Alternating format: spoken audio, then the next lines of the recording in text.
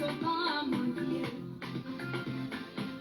Il a entendu parler de Jésus, il sortait de la vie, il a commencé à crier.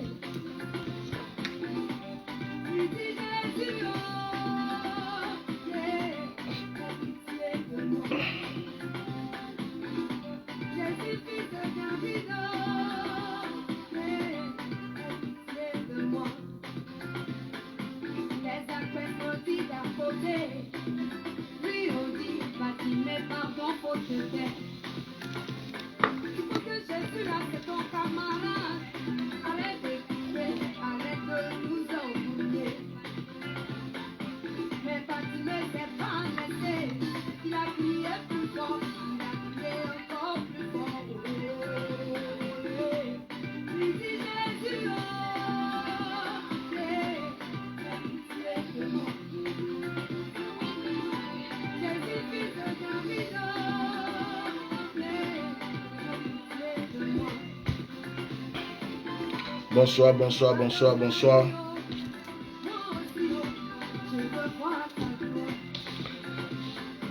Bonsoir, veuillez partager le direct.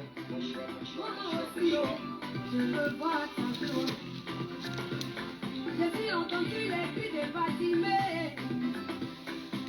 Il dit, emmène-le-moi. Partagez, partagez, partagez, partagez. Les mêmes personnes qui l'empêchaient de crier, c'est les mêmes là qui l'ont aidé. Dieu vous bénisse, Dieu vous bénisse, bonsoir. Je dis, c'est extraordinaire. Les mêmes personnes qui ont la prière, c'est les mêmes là qui vont s'élever. Bonsoir, chers frères et sœurs. Bonsoir, je diminue un peu la musique. Partagez massivement le direct. Ça fait quelques jours que nous ne nous voyons pas. Ça fait quelques jours que je ne m'exprime pas. Pas parce que je n'ai rien à dire, pas parce que je ne vois rien, pas parce que je n'ai plus rien à dire ou quoi que ce soit. Que Dieu vous bénisse. Que Dieu vous bénisse.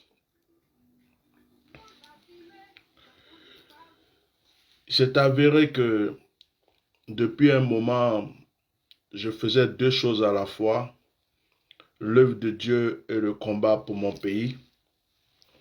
Alors, depuis quelques jours, vous ne m'entendez pas parce que j'ai reçu un gros choc. J'ai reçu un choc. Le choc que j'ai reçu, vous pouvez me mettre les cœurs et partager le direct. Le choc que j'ai reçu, c'est comme si on m'avait vidé. C'est comme si on m'avait vidé. Je pouvais penser à rien d'autre. Je ne sais pas comment expliquer. J'ai eu un gros choc. Alors, le choc, c'est que j'ai vécu quelque chose qui est personnel. C'est que je me suis rendu compte que ça fait depuis quelques années, quelques mois, que Dieu m'a utilisé pour prévenir mes frères ivoiriens sur beaucoup de choses qui se passent actuellement, qui devraient se passer. Et vu ce qui est en train de se passer aujourd'hui, je suis un peu resté depuis 2 ou 3 jours, on va dire bouche bée. J'avais la bouche ouverte et en même temps la bouche fermée, ne sachant pas quoi dire parce que j'analyse tout et je me dis, mais j'ai déjà tout dit. Même concernant la protection du président Bédié, concernant les mercenaires qui étaient dans le pays, concernant, il faut que chacun protège celui, concernant, j'ai fait le tour, le tour. Je me dis, mais tu as tout dit. Qu'est-ce que tu n'as pas dit? Est-ce qu'il faut venir encore s'asseoir pour répéter ce qu'on a dit plusieurs fois, alors que les vidéos sont là, ça défile tout seul? Je dis, mais pourquoi ce peuple est si endurci à un coup raide, des oreilles dures? Et quand on leur dit des choses pour prévenir, pour s'organiser, pour éviter des choses, ces personnes-là n'écoutent pas. C'est quand ça arrive qu'ils pleurent. C'est quand ça arrive qu'ils se lamentent. Au moment où tu disais protéger le président Bédié, ils prenaient ça à la légère. Au moment où tu disais, il y a des mercenaires dans le pays, ils prenaient ça à la légère. Au moment où tu disais, protégez-vous ceci, faites cela, ils prenaient tout à la légère. Et ça fait mal pour un prophète de voir que Dieu l'a utilisé pour révéler des choses claires, bien précises, pour prévenir des personnes. Mais les gens n'ont pas pris au sérieux. Et ce que tu les as prévenus pour faire d'avance, ils n'ont pas fait. Et maintenant que la situation est arrivée, c'est là qu'ils veulent faire ce que tu les avais dit de prévoir depuis longtemps. Alors, moi j'ai eu un coup, j'ai eu un choc. J'avais une douleur personnelle, j'avais une blessure personnelle et je me disais, mais est-ce que des gens se sont battus pour ce peuple en vain? Est-ce que des cyberactivistes ont livré leur vie pour rien? Est-ce que moi, en tant que prophète ou serviteur de Dieu et d'autres serviteurs de Dieu qui ont parlé, qui les ont prévenus, ont parlé pour rien? Et je me suis retrouvé dans une situation comme quelqu'un en danger, tu viens le sauver, tu lui donnes la solution, tu lui dis voilà comment tu dois être sauvé.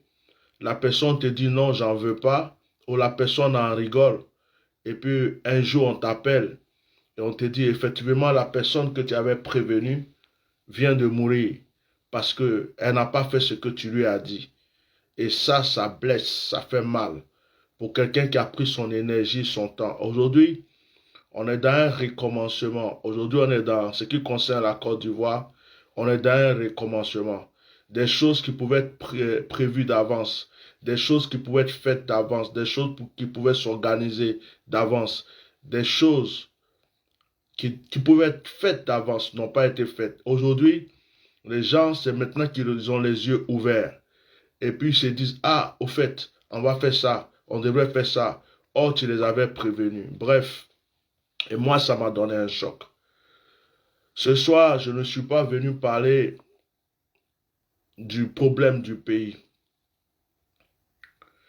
Hier, personnellement, j'étais en prière, j'ai vu des publications où des personnes disaient que il y avait des militaires chez Bédié, des gens chez Bédié, chez d'autres pour les attraper. Moi, je me suis mis en prière. Ce que j'ai reçu personnellement, j'avais compris que ce n'était pas Bédié qui était en danger. Bédié, il est vraiment en danger de toute façon, mais comme il y a beaucoup de Dieu sur lui, on ne peut pas lui faire quelque chose comme ça pour le moment. La seule chose qu'on peut faire au président Bédié, c'est de le prendre peut-être et de l'empoisonner. Une sorte d'empoisonnement qu'ils peuvent donner à ces personnes-là, qui va les tuer à petit feu. Une sorte d'empoisonnement qui va faire que ces personnes-là vont mourir d'une manière de sorte à ne pas accuser quelqu'un. Alors, ça, ce côté-là, il faut que les gens veillent dessus parce que depuis longtemps, on avait parlé d'empoisonnement pour Bédié, ça n'a jamais eu lieu. C'est dans ces moments d'embrouille, c'est dans ces moments de difficulté, ces moments où on fait semblant de l'attraper, de ne pas l'attraper, il faut vraiment veiller. Il faut veiller. Le mot poison sonne beaucoup dans mon esprit depuis hier. Le mot poison. Parce qu'il y a plusieurs manières d'éliminer des gens pour ne pas se faire attraper. Donc faites attention. J'essaie de ne pas trop révéler des choses pour ne pas se donner des idées aux gens. Alors, ce que j'ai reçu hier, la personne que le gouvernement cherche, la personne la plus dangereuse aujourd'hui pour le gouvernement, la personne la plus terrible aujourd'hui pour le gouvernement, la personne qui fait peur à M. Dramane Alassane Ouattara et son gouvernement, la personne qui les fait trembler, il se demande qu'est-ce qu'il a préparé, qu'est-ce qu'il fait, qui est avec lui, qui n'est pas avec lui, quel est le plan qu'il a prévu, c'est Soro Diom.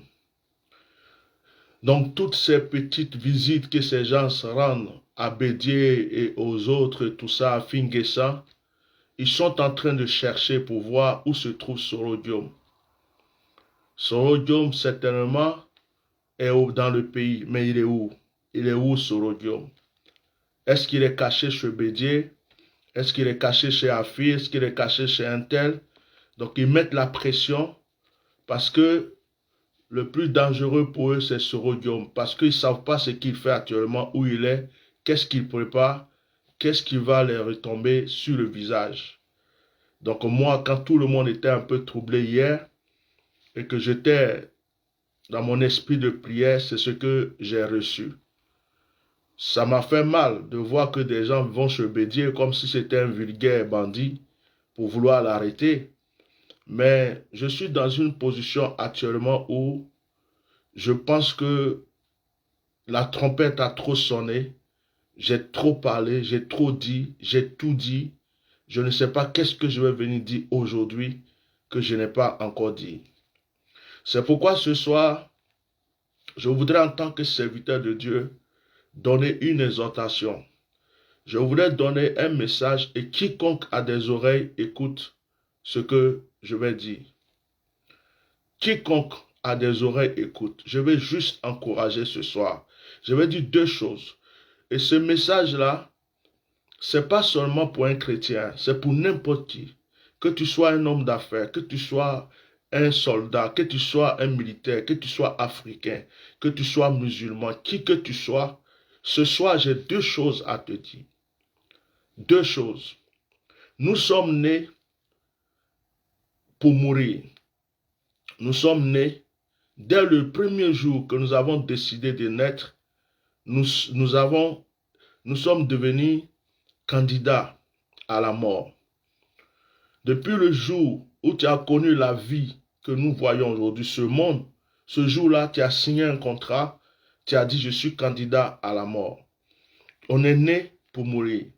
On va mourir chacun de sa manière.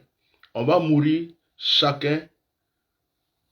D'autres, c'est mort naturel. D'autres, c'est accident. D'autres, chacun va un jour quitter ce monde. Chacun, un jour, va quitter ce monde. Le problème, c'est de ne pas avoir peur de la mort. Mais le problème, c'est de savoir mourir. C'est-à-dire, ce qui t'a été prédestiné, c'est ce que tu dois vivre. Alors, ne vivez pas votre vie parce que vous avez peur de la mort. Parce que de toute façon, quel que soit là où tu te trouves, quel que soit là où tu es, la mort, quand son temps arrive, elle va te prendre.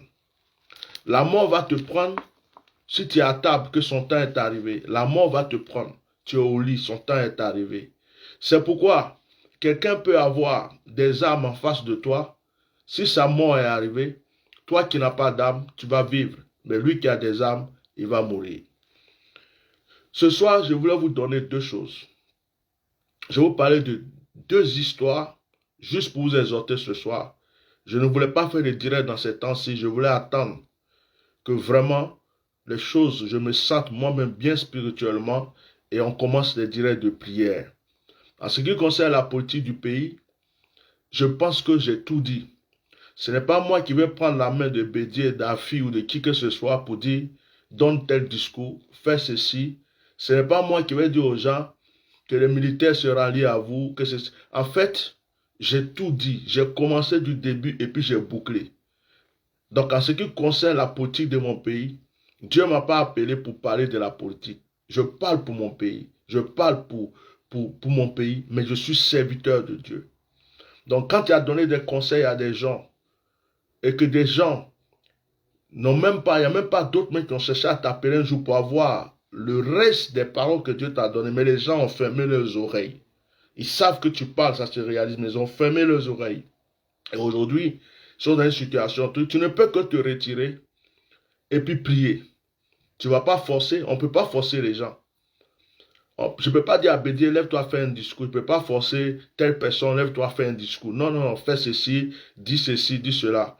Nous, on ne peut que dire ce qu'on a à dire. Alors aujourd'hui, il n'y a que la prière. L'espoir n'est pas perdu. Il y a la solution qui est là et il y a des solutions qui sont là. Mais on regarde parce que nous sommes arrivés à un point où c'est ceux qui sont à la tête de leur parti qui doivent maintenant mener les combats. J'aimerais que quelqu'un me marque Juge chapitre 6. Je vais vous donner deux choses aujourd'hui. Deux choses. Gardez ces deux secrets dans votre vie, c'est très important. Juge chapitre 6. Dans Juge chapitre 6, il s'agissait de l'histoire de Gédéon. Quand vous lisez ce chapitre, vous allez voir que les enfants d'Israël étaient esclaves sur les Madianites. Et ce qui va se passer, c'est que un ange de l'Éternel va apparaître à un monsieur qui s'appelle Gédéon. Et l'ange va dire à Gédéon que Dieu a choisi donc Gédéon pour délivrer le peuple d'Israël. Mais remarquez que Gédéon, avant que l'ange ne vienne le voir, Gédéon n'a pas confiance en lui. Gédéon ne savait pas qu'en lui se trouvait une force. Mettez des cœurs s'il vous plaît et partagez le direct. Gédéon ne savait pas qu'il avait un pouvoir en lui. Gédéon ne savait pas qu'il était capable, lui Gédéon, de mener un combat pour son peuple. Donc si on veut voir, Gédéon avait des qualités en lui. Il avait un pouvoir en lui. Il avait une force en lui. Mais Gédéon ne savait pas qu'il avait cette force, il avait ce pouvoir et cette qualité en lui.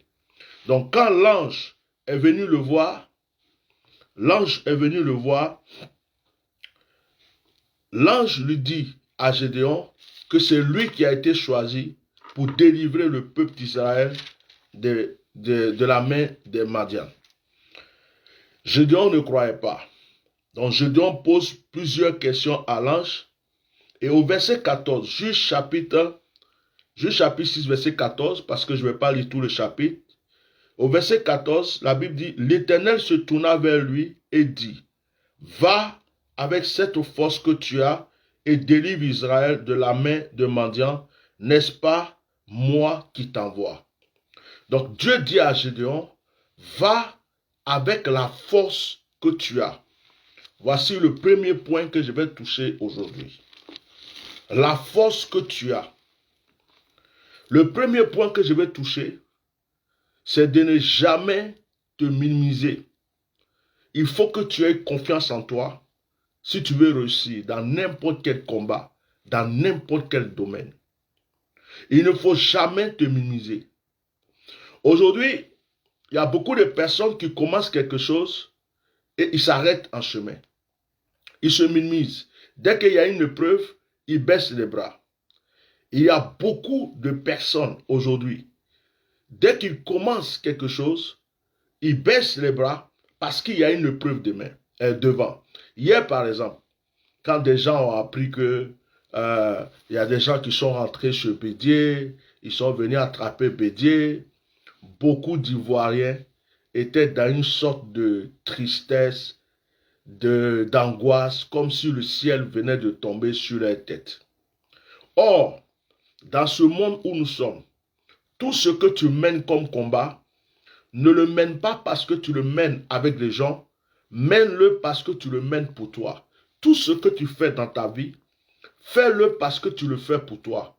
Si tu fais quelque chose et que tu le fais à cause des gens, pour les gens, avec les gens, tu seras déçu. Il ne faut pas suivre les vents, il ne faut pas suivre des directions qui vont t'amener. Toi, tu veux quoi? Qu'est-ce que tu veux faire? Où tu vas? Quel est ton rêve? Quelle est ta vision? Il y a des gens aujourd'hui, par rapport même à la situation de notre pays, il y a des gens qui disent je suis opposant. Dès que ça tourne comme ça, ils changent ici. Il y a d'autres qui ont compté sur, par exemple, le président Gbagbo jusqu'à, ils n'ont pas encore vu rentrer au pays, ils ont baissé les bras. Il y a d'autres qui comptent aujourd'hui, on dit Afi compte sur lui. Il y a d'autres qui disent, oh, on dit Bédier compte sur lui. Mais toi-même, qu'est-ce que tu as en toi? Qu'est-ce que tu as en toi? Quelle est la force que tu as en toi? Dans le domaine dans lequel tu te trouves, quelle est la force qui est en toi? Qu'est-ce qui est en toi? Tu ne te donnes pas de la valeur. Tu n'as pas confiance en la force qui est en toi. Et tu es en train de courir après la force des autres. L'ange dit à Gédéon, va avec la force que tu as. Même quand tu es découragé, il y a encore une force en toi. Même quand tu es découragé, il y a encore une force en toi. Même quand tu n'as plus de force pour avancer, il y a encore une force en toi. Tu pètes dans le désert, en train de traverser le désert, il n'y a plus d'eau à boire. si tu as encore confiance à la force qui est en toi, tu vas pouvoir traverser ce désert. Et toi-même, tu vas te demander comment tu as fait pour traverser ce désert sans eau. Frères et sœurs, il y a quelque chose de très fort que Dieu a mis en nous. Il y a un instinct de suivi, il y a une foi, il y a quelque chose que Dieu a mis en nous. Mais tant que tu ne te localises pas, tu ne te connectes pas à ce que Dieu a mis en toi pour avoir cette force, vous croyez que quand on parle de pasteur, on parle de grand homme de Dieu, on parle de telle personne qui prie pour les gens, vous croyez qu'il n'a pas de preuves? Vous croyez qu'il n'a pas de preuves? Deux fois, je suis assis, j'ai le preuve de mon pays, j'ai le preuve de mes brebis, j'ai le preuve de tous ceux qui m'envoient des sujets de prière. Cette preuve pèse sur toi. Tu apprends, il y a ceci dans ton pays. Tu apprends, il y a ceci dans la vie des brebis, des âmes, ta propre famille. Il y a des choses à régler. Mais c'est aussi un fardeau. Mais c'est ce que Dieu a mis en toi. C'est sur ça que tu t'appuies. Je prends un exemple très simple. Il y a des gens qui se droguent, ils comptent sur leur drogue. Il y a des gens qui ont leur fétiche, ils comptent sur leur fétiche. Mais est-ce qu'il n'y a pas des gens qui avaient de la drogue et des fétiches qui sont allés par exemple pour tuer quelqu'un, mais qui se sont fait arrêter, on a brûlé leur fétiche. Et puis eux, leur drogue n'a pas pu les servir, leur fétiche n'a pas pu les servir. C'est parce que la personne qui était en face de lui a eu confiance en ce qui était en lui. Il n'avait pas de fétiche, il n'avait pas de gris-gris, il n'avait pas pris de drogue pour l'attendre. Mais il a eu confiance en ce qui est en lui. Et il s'est levé contre la personne qui venait avec le fétiche, avec le gris-gris, drogué et tout. Et il a remporté la victoire. Il y a une chose très importante que vous devrez retenir. Que ce soit les Ivoiriens, que ce soit n'importe qui. Surtout, je parle à mes frères Ivoiriens aujourd'hui. Il y a des combats dans lesquels personne ne peut venir t'aider si ce n'est pas toi. On est en train de te tuer au milieu de la brousse. On est en train de te gorger. On est en train de te tuer ou bien on t'a braqué. Personne n'entend ton cri, personne n'entend ton cri. Tu cries au secours, personne n'entend. Soit tu vas trouver une solution ce jour-là pour pouvoir t'en sortir, ou soit on va te tuer. Donc à un certain moment, il faut avoir confiance en ce que nous avons en nous-mêmes. Il faut chercher à regarder à gauche, à droite. Et c'est ce qui a perdu les Africains aujourd'hui.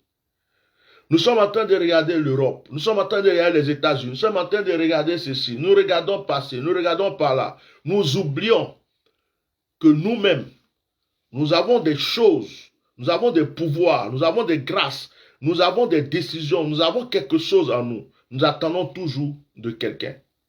Et à chaque fois que vous attendez quelqu'un, vous attendez, soit, je parle même des combattants, des opposants en Côte d'Ivoire. Certains ont attendu Gbagbo, aujourd'hui ils ont baissé les bras. Certains ont entendu Soro, aujourd'hui ils se posent des questions. Certains ont entendu Bédié, ils ont attendu Bédié. Aujourd'hui ils sont en train de se poser encore des questions. D'autres attendent Afi, ils se posent des questions. D'autres attendent l'Union européenne, d'autres attendent l'ONU. D'autres même sont en train d'attendre Donald Trump. D'autres sont en train d'attendre je ne sais pas qui. Tous les jours ils se lèvent, ils attendent quelqu'un. Mais en toi-même là, Dieu a mis quoi? Toi-même, en toi, Dieu a mis quoi? Qu'est-ce que tu veux? Qu'est-ce que toi-même tu veux faire? Qu'est-ce que tu ressens? Tu luttes pour quoi? Vous-même qui vous battez en Côte d'Ivoire, vous luttez pour quoi? Vous luttez pour Gbagbo? Vous luttez pour Soro Diom? Vous luttez pour Bédié? Vous luttez pour qui? Tu luttes pour toi. Tu luttes pour tes enfants. Il y a quoi en toi? Qu'est-ce que tu ressens? Qu'est-ce qui t'emporte? Qu'est-ce qui te pousse? Parce que si c'est pour quelqu'un, demain tu baisses les bras. Si c'est pour quelqu'un, demain tu te décourages. Mais s'il y a quelque chose en toi, je suis assis ici, c'est pas quelqu'un qui m'a dit parle pour ton pays. C'est pas quelqu'un qui m'a dit oppose-toi à ceci ou à cela. C'est venu de là, je le vis là. C'est-à-dire que si je dois regretter, je le regrette. Si je dois être content, je suis content. Mais ça vient d'ici. Et je suis ça. Je ne le suis pas pour quelqu'un. Parce que si j'avais accompagné quelqu'un, j'aurais déjà baissé mes bras. Si j'avais suivi quelqu'un, j'aurais déjà baissé mes bras. Mais c'est quelque chose qui est venu d'ici. C'est quelque chose qui est là, qui me remplit.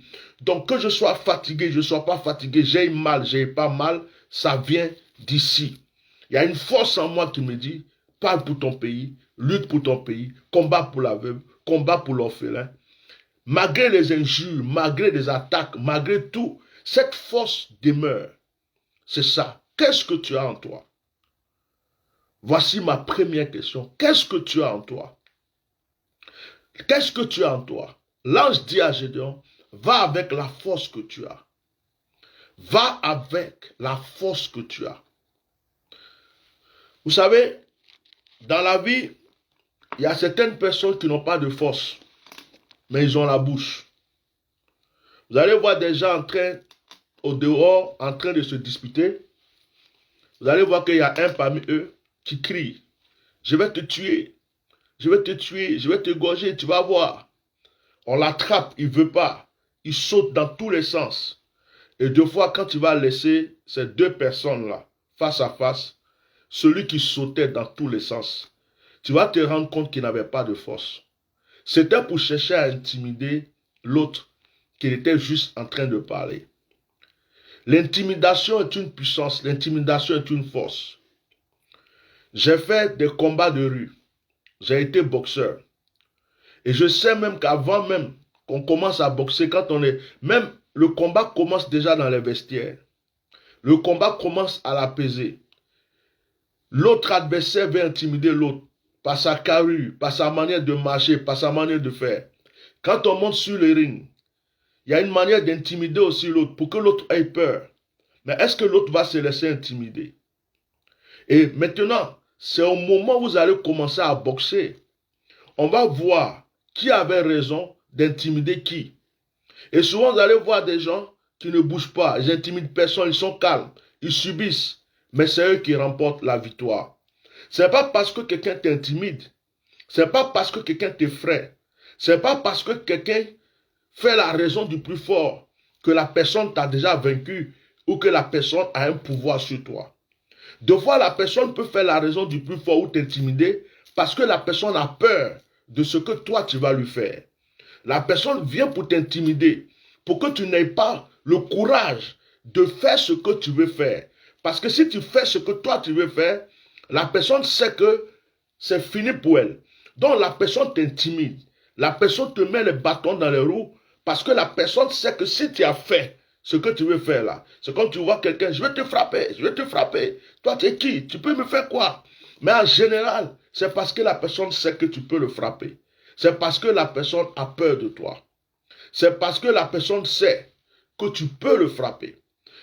Vous voyez par exemple sur Facebook, il y a des gens qui viennent insulter, qui laissent des commentaires d'injures.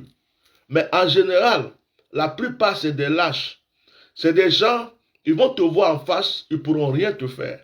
La seule solution qu'ils ont, c'est qu'ils ont un téléphone. Et il y a un clavier. Ils peuvent écrire.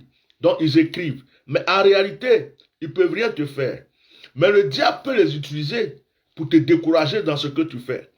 Si toi tu les écoutes, si tu ne sais pas ce que tu fais et si tu ne sais pas où tu vas, ce soir, je veux que quelqu'un retienne cette première partie qui est avoir confiance en soi.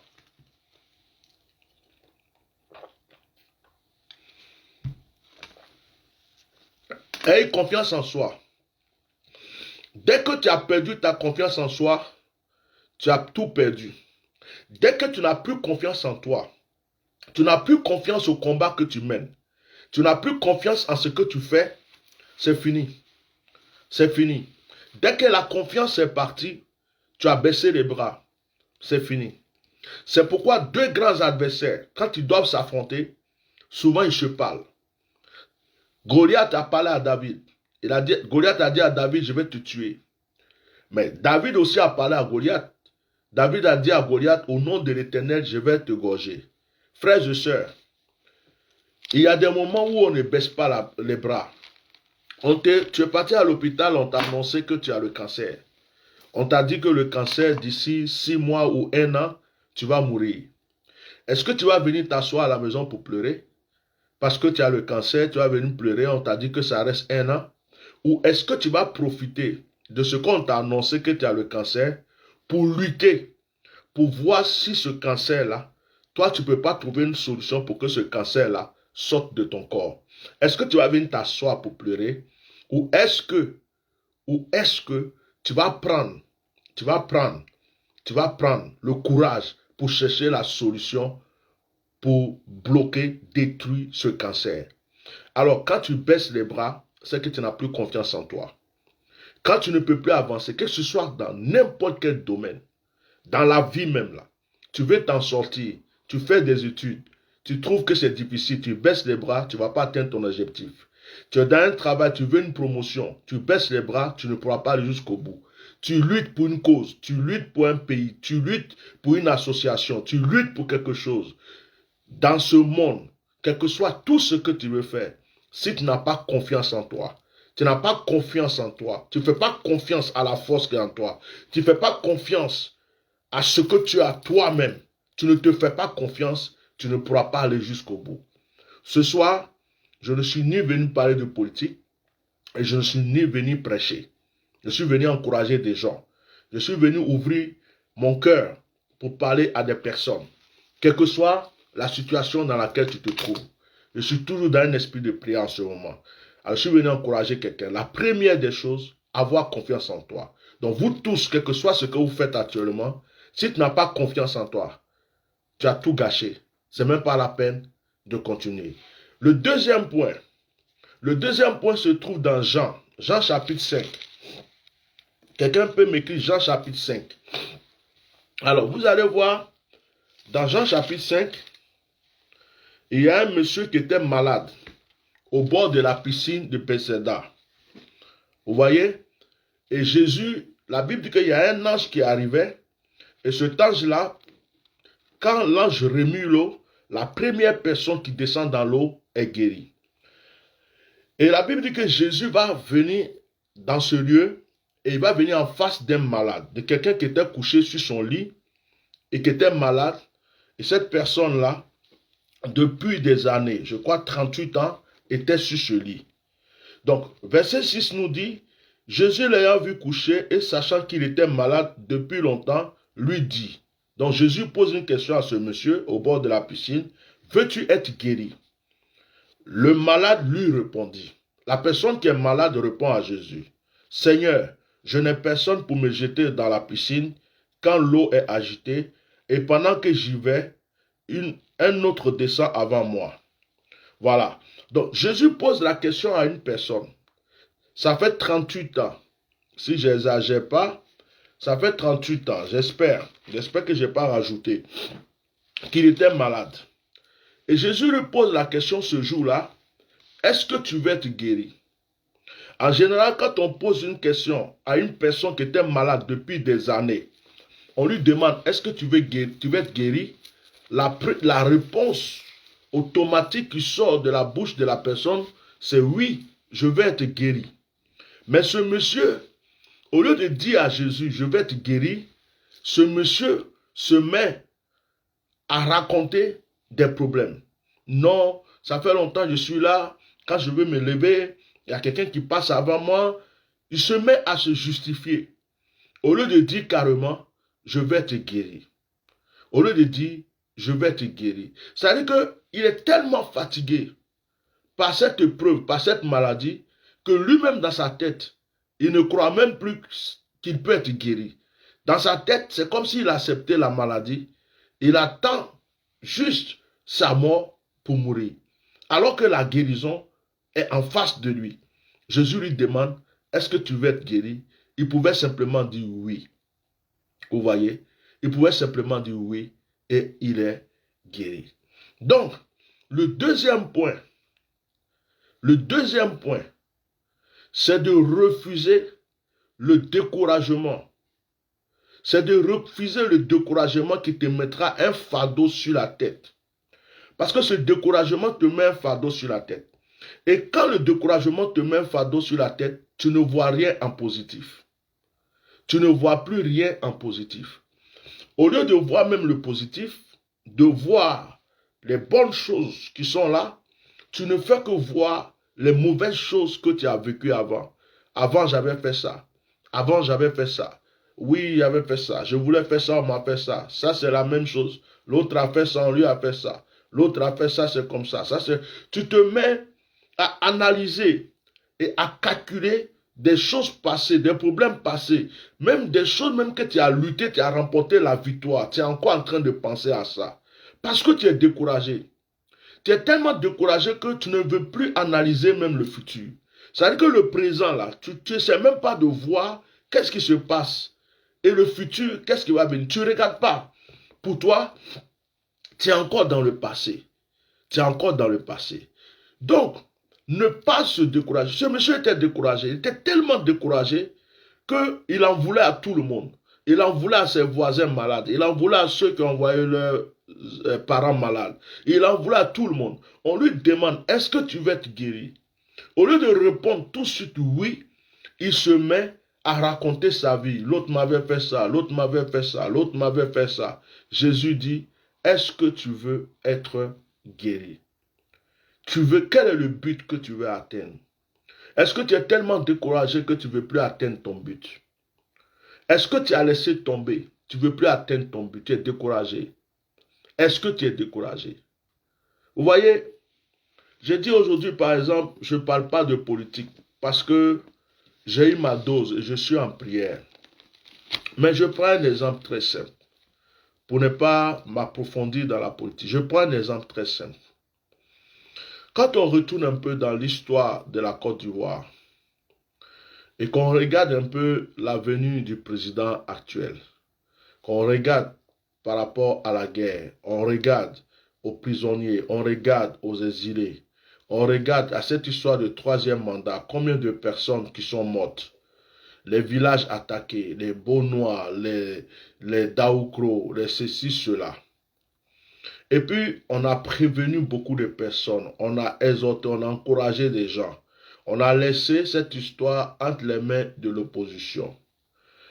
Certains Ivoiriens sont là et se disent, mais est-ce que l'opposition va mener notre combat? Est-ce qu'on a fait tout ça pour rien? Est-ce que nos parents sont morts pour rien? Est-ce que ceci, cela? Est-ce que cela? Et puis, il y a des gens qui ont croisé les bras. D'autres ont oublié quel est le but qu'ils veulent atteindre.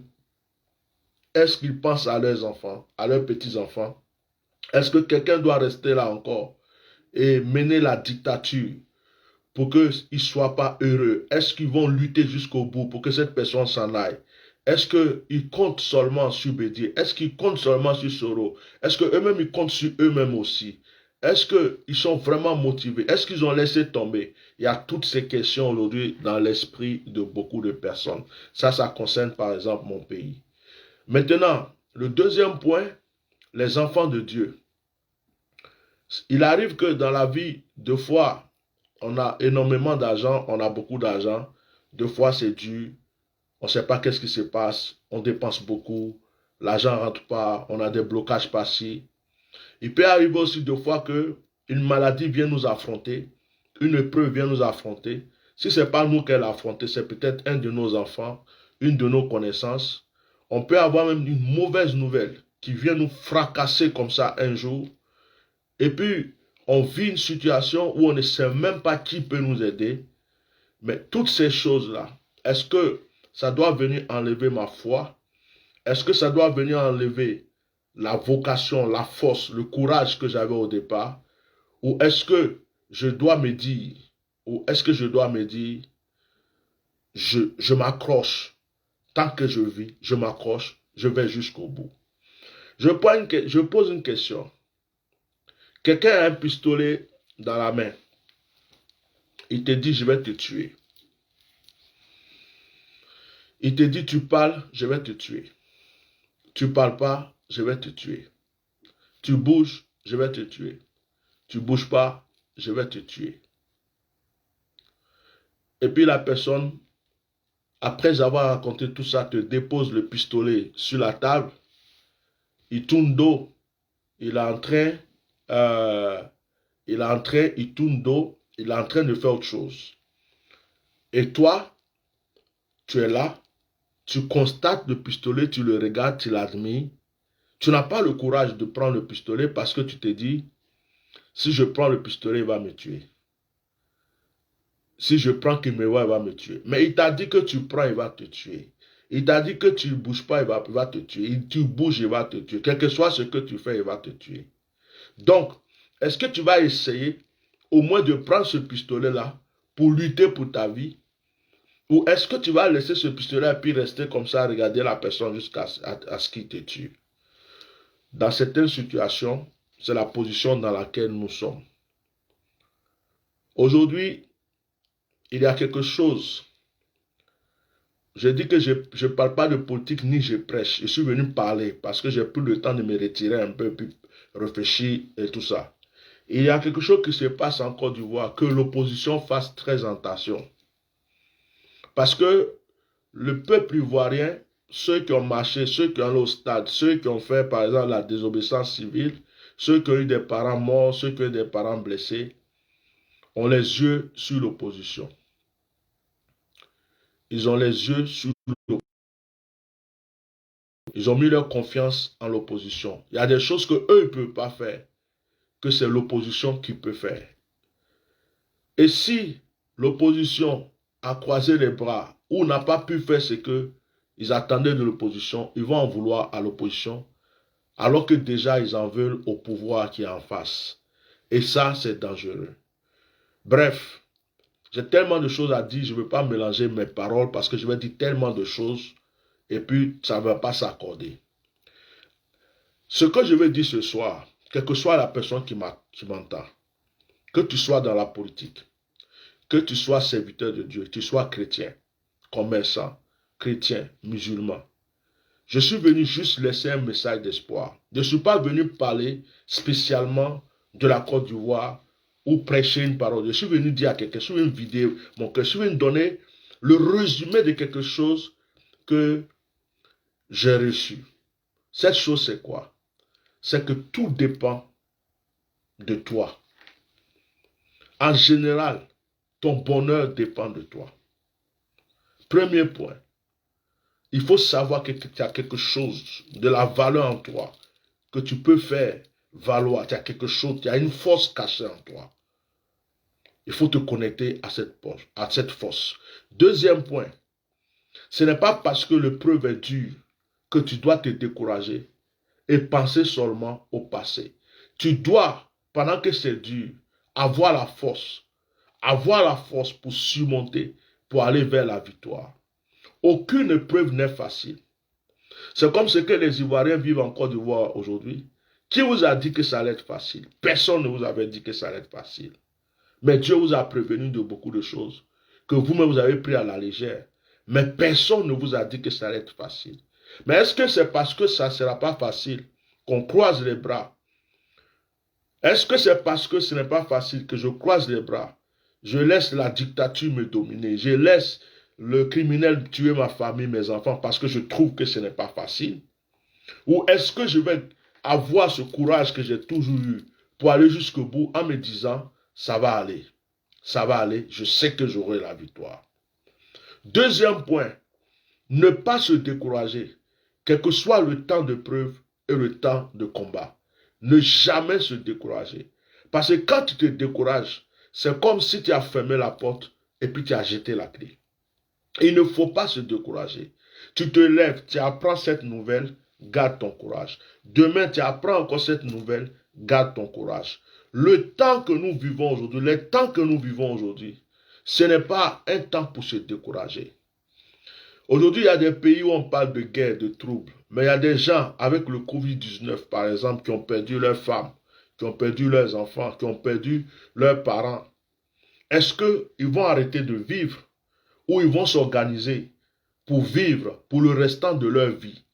Est-ce que aujourd'hui là, parce que tu as appris qu'il y a telle situation dans mon pays, il y a telle chose aujourd'hui, tu vas croiser tes bras pour dire non, c'est pas la peine, je ne continue pas, je ne fais pas ceci, je ne fais plus rien, qu'on me tue, voilà ma tête, qu'on m'égorge?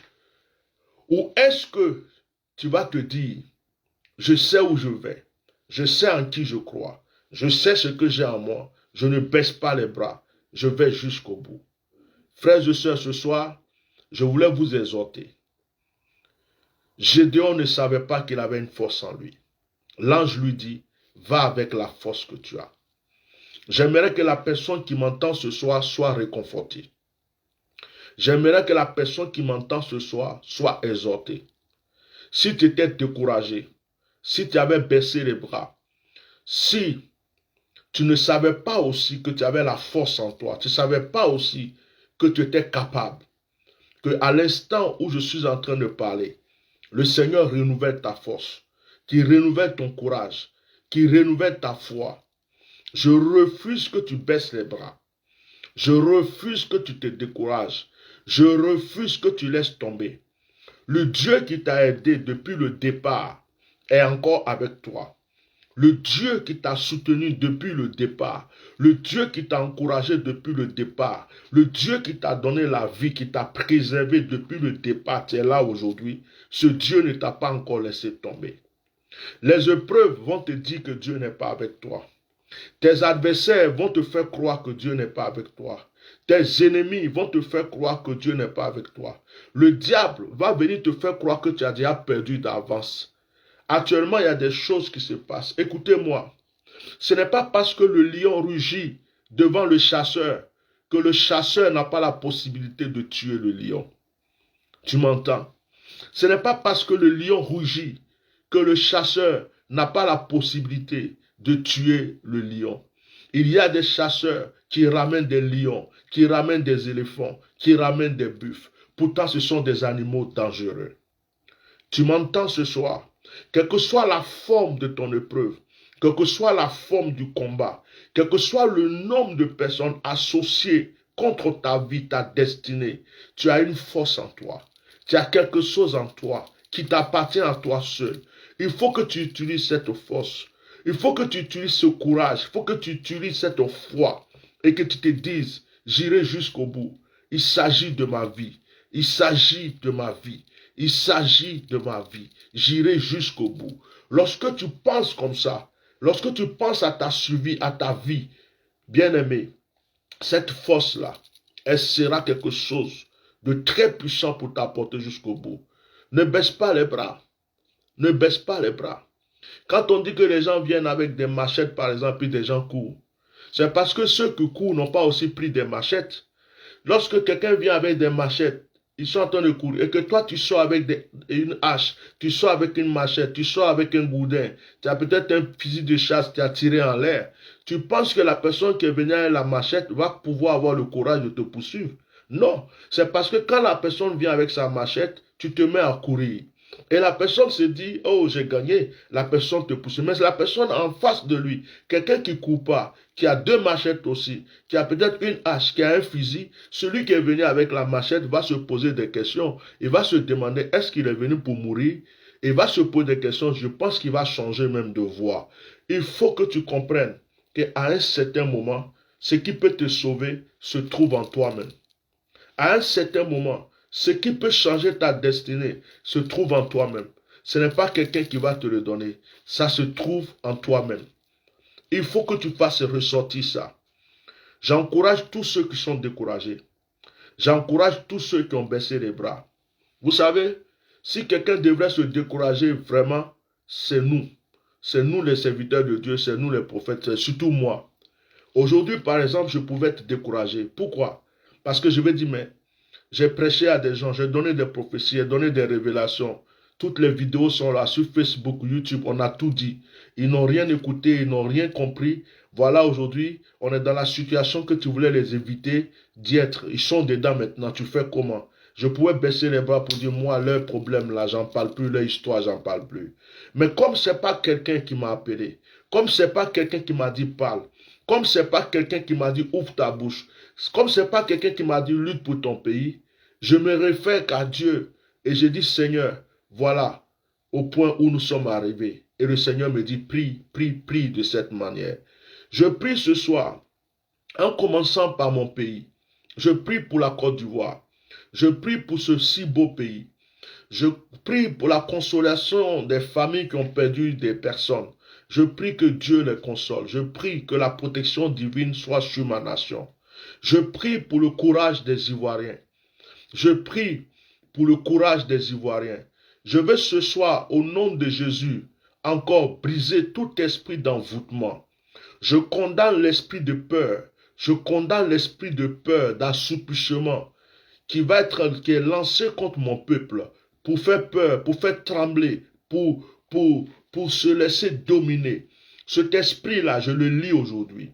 Je vais dans le camp des mystiques, je vais dans le camp des sorciers. Je vais dans tout temple diabolique. Là où des incantations sont faites contre ma nation, contre mon peuple. Là où des incantations sont faites, des libations, des adorations, des sacrifices sont faits. Pour que mon peuple soit assoupi. Pour que mon peuple devienne comme des zombies, qu'ils acceptent tous les malheurs qu'on les donne.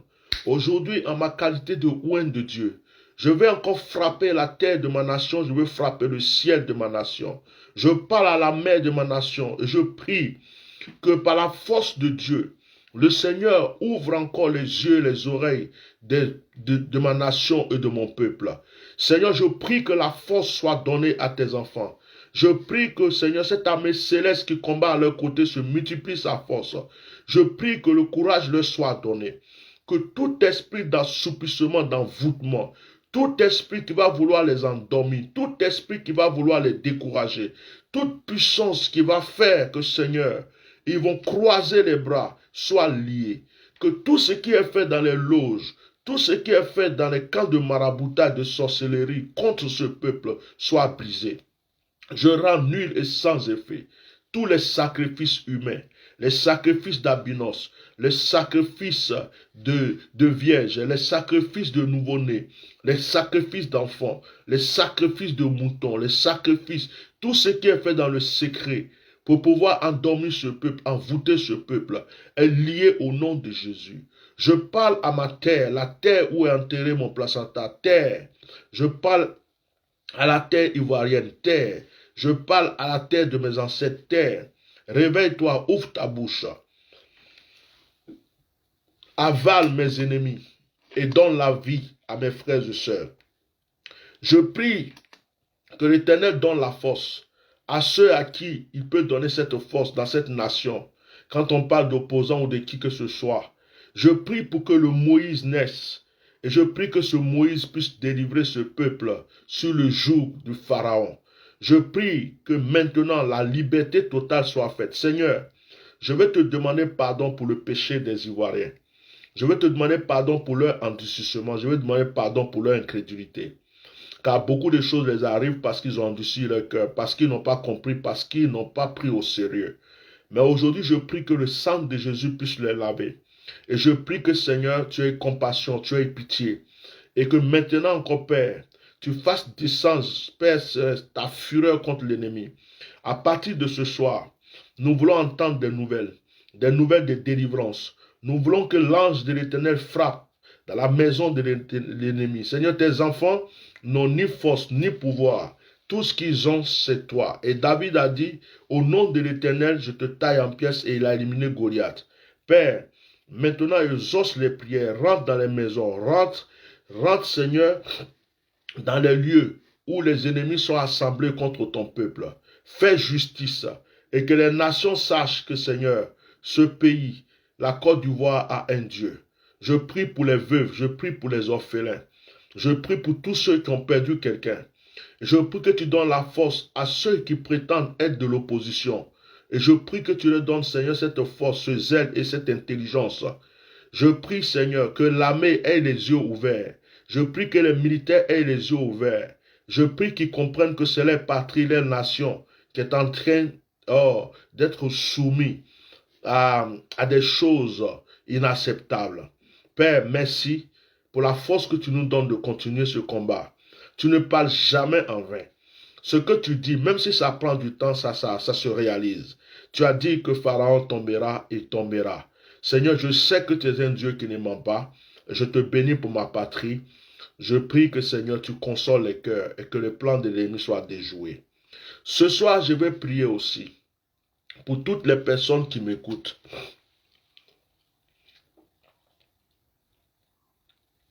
Je vais prier pour toutes les personnes qui ont suivi ce direct et qui m'écoutent. Quelle que soit la situation dans laquelle une personne se trouve, quel que soit ce que tu vis, je voudrais que ce message que j'ai donné ce soir puisse t'exhorter. Il y a deux choses. Avoir confiance en toi, maîtriser la force que Dieu t'a donnée et faire valoir ce que Dieu t'a donné. Il y a quelque chose en toi. Je prie que tu puisses être localisé connecté à cette force, cette puissance, cette grâce que Dieu a mis en toi. Je prie que l'esprit du découragement ne puisse pas s'abattre sur toi. Je veux combattre ce soir tout esprit de découragement, d'assoupissement, tout esprit qui est rentré dans des familles, dans des maisons. Il y a certains combattants qui sont découragés, des familles découragées, des pères de famille découragés, des chrétiens découragés, des commerçants découragés. Je ne sais pas qui m'entend, qui m'écoute. Mais ce soir, que ma prière, au son de ma voix, motive quelqu'un. Lorsqu'une personne va m'entendre aujourd'hui, que cette personne ne soit plus le Gédéon qui était Gédéon avant de connaître l'ange, mais que la personne qui m'entend aujourd'hui soit le Gédéon qui a été le Gédéon après avoir connu l'ange. Je prie aujourd'hui que la force de Dieu soit sur vous, de la manière que Jésus a localisé ce malade au bord de la piscine et qu'il a pris son lit et qu'il a marché, que le Seigneur puisse vous localiser où vous êtes. Quelles que soient les prières que vous faites pour votre vie, pour votre maison, pour votre nation, pour votre famille, que Dieu puisse vous entendre aujourd'hui. Je prie que le Seigneur qui m'a donné la force ce soir de m'asseoir devant vous puisse encore utiliser sa grâce, sa puissance et rendre efficace toutes les paroles qui sortent dans ma vie. Quel que soit ce que tu fais, quel que soit le combat que tu mènes, quel que soit ce que tu traverses, toi qui entends ma voix aujourd'hui, que le Seigneur te donne la force d'aller jusqu'au bout. Dans le puissant nom de Jésus-Christ de Nazareth, je bénis la vie de tous ceux qui m'ont écouté et je prie qu'ils puissent prendre leur lit de preuve, leur lit de difficulté, leur lit de maladie, leur lit de découragement, leur lit d'abandon et qu'ils puissent marcher sans aucun poids parce que la main de Jésus est sur leur vie. Je vais faire encore une prière pour ma nation, la Côte d'Ivoire. Je vais dire aux Ivoiriens, ce n'est pas fini. Ce n'est pas fini. Vous êtes en guerre physique et il y a la guerre spirituelle. Il y a ce que Dieu fait et il y a ce que les hommes voient et il y a ce que les hommes font. Mais ce que vous devrez avoir, c'est continuer à avoir confiance en vous-même, d'être concentré sur ce que vous voulez et d'aller jusqu'au bout sans baisser les bras. Écoute-moi, chers frères, chères sœurs, beaucoup aujourd'hui sont en train de se poser 1001 questions, même parmi les cyberactivistes. Je voudrais te dire une chose, Dieu est patient. Dieu fait ces choses, pas comme les hommes le font, mais Dieu atteint toujours son but. Il ne faut pas croire que tu es dans le faux, il ne faut pas croire que tu as perdu ton temps, il faut juste croire que Dieu est avec toi et que tu auras ta victoire. Je vais prier, faire une prière spéciale encore pour toute l'opposition de la Côte d'Ivoire et pour tous les Ivoiriens. Je suis serviteur de Dieu. Je refuse la guerre dans ma patrie, je refuse la guerre dans ma nation. Je voudrais simplement dire que la volonté de l'Éternel soit faite pour mon pays, mais je réclame la délivrance de ce pays, la vraie paix, la restauration, la tranquillité, la paisibilité.